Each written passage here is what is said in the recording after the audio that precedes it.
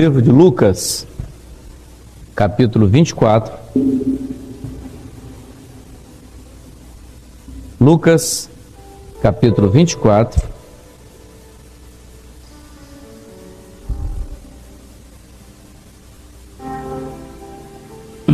A partir do verso 17.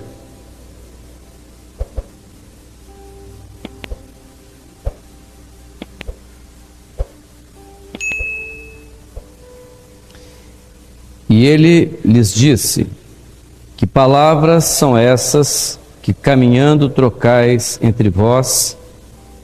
E por que estáis tristes? E respondendo um cujo nome era Cleofas, disse-lhe: és tu só peregrino em Jerusalém? Não sabes as coisas que nela têm sucedido nesses dias?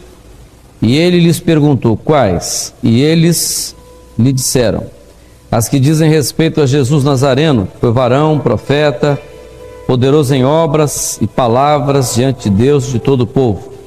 E como os principais dos sacerdotes e os nossos príncipes o entregaram à condenação de morte e o crucificaram.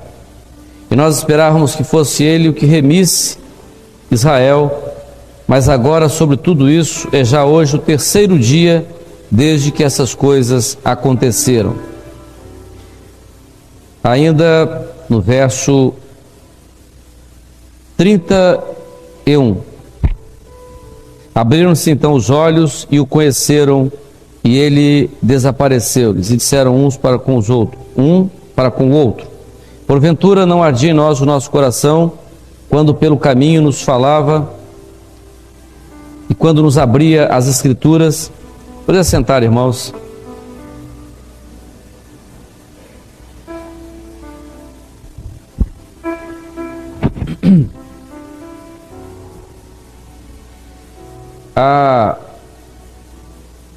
Há muitas coisas no Evangelho que chama a nossa atenção. Mas uma das coisas mais interessantes que se passa no Evangelho e que chama a nossa atenção é exatamente esse fato aqui, que diz respeito à ressurreição. A grande mensagem da igreja primitiva, se fôssemos perguntar aos entendidos, ou até mesmo aqueles que estudam mais a Bíblia, qual a grande mensagem que a igreja primitiva pregou? A grande mensagem que a igreja primitiva pregou, ou seja, a igreja que viveu no primeiro século, essa grande mensagem era a ressurreição. Essa foi a grande mensagem. A igreja que saiu para a sua jornada pelos séculos, não é? Era o começo da igreja, e a sua grande mensagem era a ressurreição. No entanto, a ressurreição, ela trazia um mistério com ela. Era um segredo extraordinário, porque era tudo aquilo que Deus tinha preparado para o homem, ou seja, vencer a morte. Quer dizer, Deus não criou o homem para que morresse, Deus criou o homem para que fosse eterno. E um dos grandes segredos, dos grandes mistérios da igreja e da pregação da igreja foi exatamente a ressurreição. É tão extraordinário esse ato da ressurreição, que uma coisa, o que nos chama a atenção, por exemplo, não só nesses dois discípulos aqui, mas também o caso de Maria Madalena e o caso dos discípulos que voltaram a pescar. O que chama a atenção é que depois da ressurreição, esses homens e aquela mulher não reconheceram Jesus. Às vezes ficamos imaginando, esses dois que estavam aqui, a Bíblia diz que eles eram discípulos de Jesus, não eram apóstolos. não eram dos 12.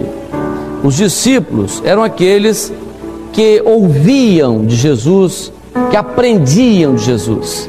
A Bíblia fala que, certa ocasião, Jesus enviou 70, de 2 a 2. Então, esses eram aqueles que aprendiam dele, que ouviam dele. Então, esses dois conheciam Jesus, ouviam de Jesus, participaram do ministério de Jesus, aprendendo dele. E eles, agora, diz o texto, que depois da morte de Jesus, eles voltam para o lugar onde eles moravam. Eles moravam em Emaús, que era uma aldeia próxima de Jerusalém. Eles estavam voltando, já depois da morte de Jesus, e naquele caminho que eles iam andando, retornando para Emaús, eles iam comentando a respeito de tudo o que tinha acontecido. Corações amargurados, talvez decepcionados por tudo aquilo que eles tinham visto. Certamente eles viram doentes serem curados, cegos, não é? Serem curados, talvez mortos ressuscitarem, leprosos, aleijados. As palavras que o Senhor Jesus dizia eram palavras maravilhosas, enchia o coração. Então eles, agora, com a morte de Jesus, eles se sentem profundamente desamparados, talvez até um pouco decepcionados. E naquela jornada, naquela caminhada, Jesus apareceu, começou a andar do lado deles, e eles não o reconheceram. E Jesus até perguntou a eles: o que vocês estão conversando? Que reclamação é essa? E um deles olhou para Jesus e disse: o senhor é peregrino aqui? O senhor está passando aqui agora há pouco tempo? O senhor não soube do que aconteceu? Não ouviu falar de Jesus, varão profeta, poderoso em obras? E nós estávamos esperando que ele fosse redimir Israel. E ele foi preso e foi morto. E já é hoje o 3º dia desde que essas coisas aconteceram, apesar de que alguém disse que ele está vivo, mas nós não cremos. Nós não o vimos mais, então para nós ele está morto. Acabou tudo. E Jesus começou a repreendê-los, chamou-os de loucos, nécios, falou sobre a fé, se eles não estavam lembrados das promessas, e começou a exortá-los. Quando, nessa conversa toda, durante o caminho, quando eles chegaram em Emaús, os dois fizeram menção de entrar, chegaram no lugar onde eles moravam, entrar na casa, e Jesus fez que ia embora. E eles então pararam e disseram assim: olha, já está tarde, o dia já declina, o senhor não podia entrar conosco um pouquinho? Podia entrar não? Eles, perfeitamente. E Jesus entrou, eles trouxeram um pão, e ali ele partiu o pão, e quando ele partiu o pão, eles então reconheceram que era Jesus. E ali eles mudam todo o sentimento de frustração, de decepção, de angústia, de desesperança, tudo aquilo se transforma numa grande alegria. Por que a grande alegria? Porque eles descobrem que aquele que tinha sido tão extraordinário, tão maravilhoso em tudo que tinha feito, não estava morto, mas estava vivo. Meus irmãos, o que nos chama a atenção aqui nesse ato da ressurreição é que Jesus se revela depois da ressurreição, porque muitos, depois que Jesus morreu, só se lembram de Jesus morto, não é? Então as pessoas às vezes trazem à sua lembrança a figura de Jesus que morreu. Olha para a Bíblia, lê os Evangelhos, mas lembra sempre da figura daquele homem que passou por aqui, que sofreu e morreu. Se esquece da coisa mais notável que aconteceu, foi que ele ressuscitou. Se esquecem da coisa mais extraordinária que o Evangelho cita, que é a menção do Evangelho, quando a palavra diz que ele não está morto, mas que ele está vivo. E meus irmãos, quando o homem descobre que Jesus está vivo, há uma mudança no seu interior. Quando ele tem quando Jesus se revela a ele, fala com ele, quando ele sente isso, que Jesus está vivo, a primeira reação, mesmo sem conhecer o Senhor Jesus direito, mesmo sem conhecer bem Jesus, ele recebe uma bênção e ele não entende, não conhece bem Jesus, mas a primeira reação dele é a reação da alma necessitada. Já é noite, né? O dia declina, eu estou com medo, né? Eu tenho pavor, né? O mundo que está aí me assusta, as coisas que estão aí me assustam, mas a palavra que o Senhor me falou foi tão boa, tão extraordinária, aqueceu o meu coração. Não vai embora não, entra e fica conosco, já é tarde. Essa é a reação de um coração quando conhece Jesus que está vivo. Não Jesus que ficou lá no passado, não, um Jesus que está presente hoje aqui. Essa sensação extraordinária quando ele toca no coração do homem, né? Quando bate lá no interior, e quando Jesus se revela, que eles reconheceram Jesus, um olhou para o outro e disse: você percebeu que quando ele nos falava, o nosso coração ardia? Ele disse: percebia, eu percebi. Meus irmãos, é a transformação do interior do homem, é a transformação daquilo que se passa dentro do coração, da necessidade. Nós às vezes vivemos a nossa vida normal, estamos caminhando na nossa caminhada, não é? A nossa jornada, é a nossa vida, é esse tempo nosso que passa, né? Esse tempo, como diz alguns, esse tempo, um poeta recente disse, lá foi o prêmio Nobel da literatura, o tempo que constrói, mas destrói, para ele. Mas o tempo para nós é constrói e constrói, porque a nossa vida não acaba aqui, mas ela continua. Por quê? Porque a grande esperança que está no nosso coração é daquele Jesus que se revela e caminha conosco todos os dias, né? Há um hino que eu gosto muito, né? Há um hino que eu gosto muito que diz assim: o rei e eu andamos sempre juntos, né? O rei e eu andamos. Essa é a experiência de um servo, foi a experiência de um servo, mas é a experiência nossa, é a experiência nossa. Nós caminhamos, e nós caminhávamos aonde? Onde nós estávamos? Por onde passávamos? Qual era a sensação que havia no nosso coração quando falávamos de Deus? Quando alguém falava de Jesus, a gente tinha uma ideia de um Jesus mais místico, ou de alguma coisa que parecia mais superstição. Era assim que nós vivíamos, era isso, e nós caminhávamos assim.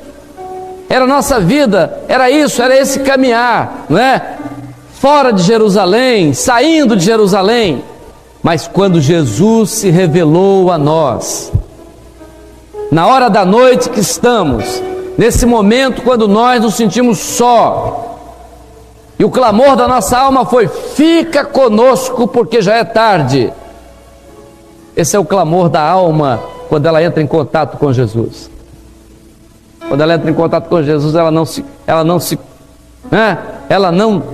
se detém. É o grito.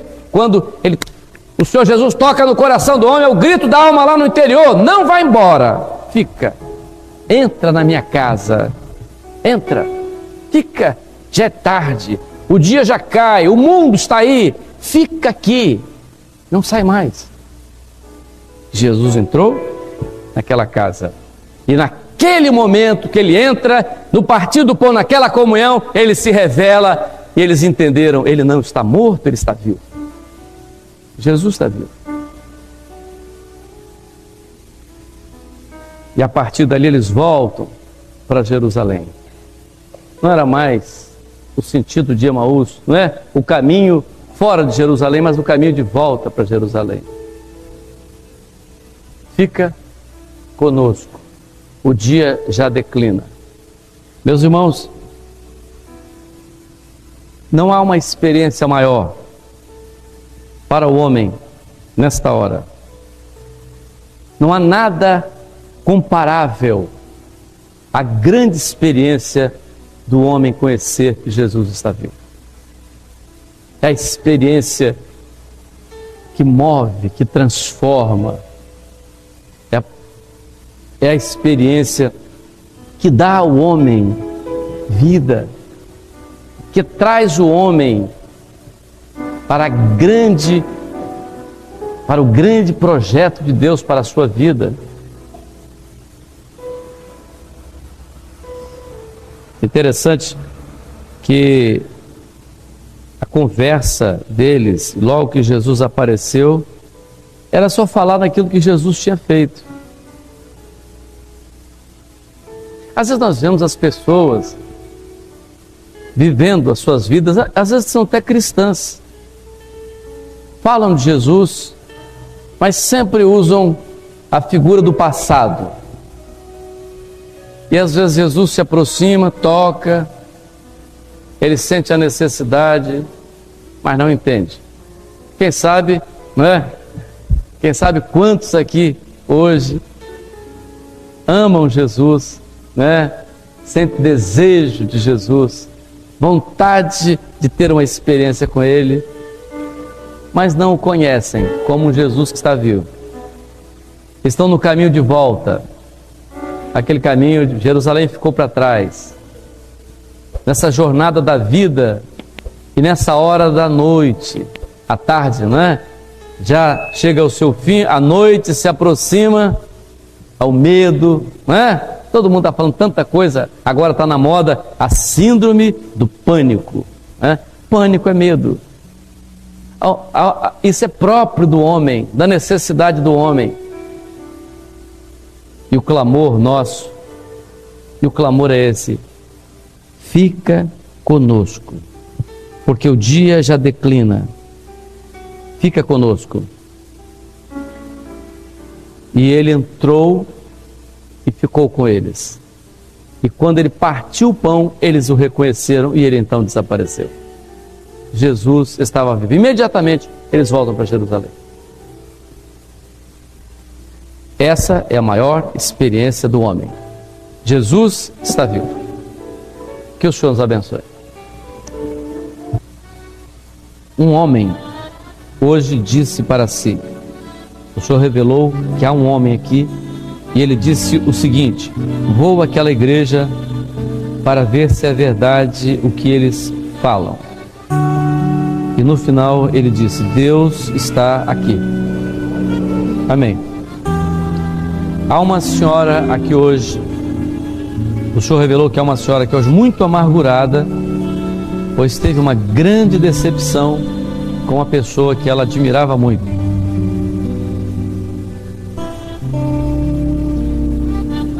Via uma pessoa que estava arrumando as suas coisas e tratava-se de uma separação.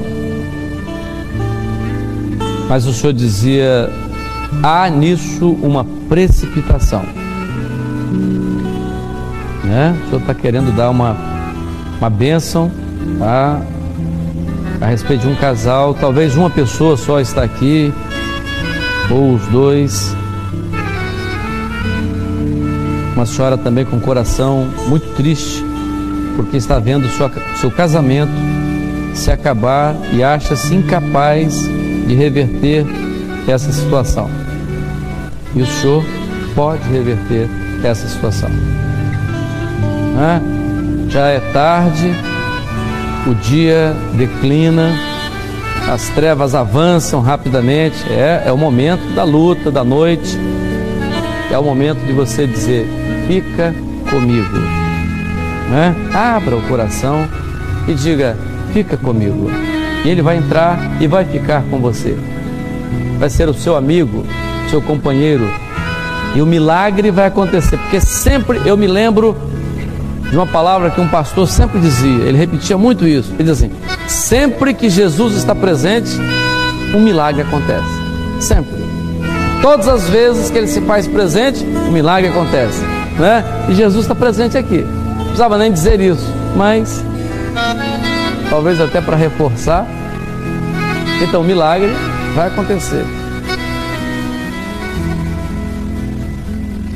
Também o Senhor mostrou um homem que teve a sua viagem adiada. O Senhor disse que esse adiamento não foi em vão. O Senhor quer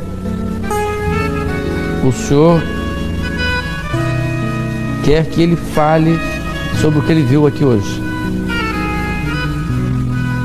Um homem está aqui e sofreu um assalto. Ele conseguiu se livrar da situação. Acha que teve sorte, mas o Senhor disse que não. O Senhor te livrou.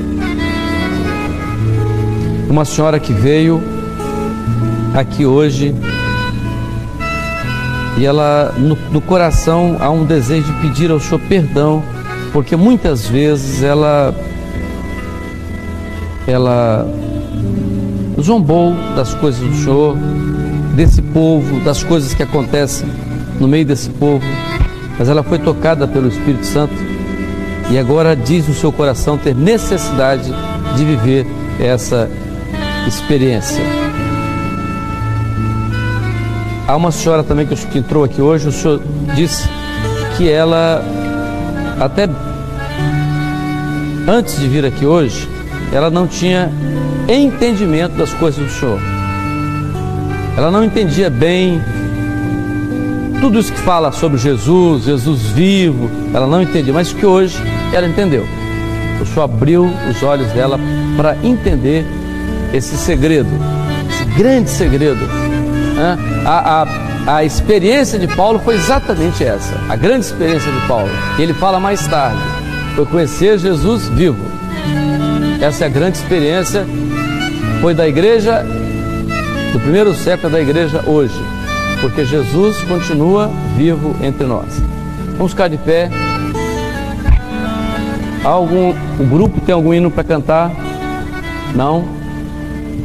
Glória a Jesus. Nós vamos glorificar o Senhor.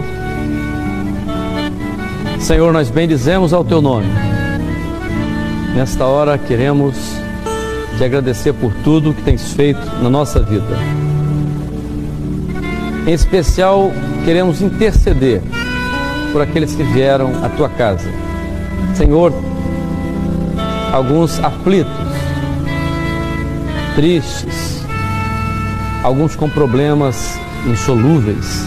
Senhor, opera agora o milagre da salvação. Opera, Senhor, o milagre da libertação. Que o Senhor Jesus esteja se revelando nesta hora, ó Deus, pela operação do Teu Espírito em cada coração. E que ninguém, Senhor, saia da Tua casa nesta noite sem uma experiência nova contigo. Dá essa bênção, Senhor. Alegra, salva, cura, liberta. Queremos interceder também pelos Teus servos que retornam das igrejas do interior. Traz os Teus servos em paz, livra-os de acidentes, de todo mal. Abençoa, Senhor, o Teu povo. E em Teu nome dizemos, a graça maravilhosa do Senhor Jesus, o amor de Deus, o nosso eterno Pai, a comunhão e as consolações do Espírito Santo seja convosco agora e para sempre. Amém.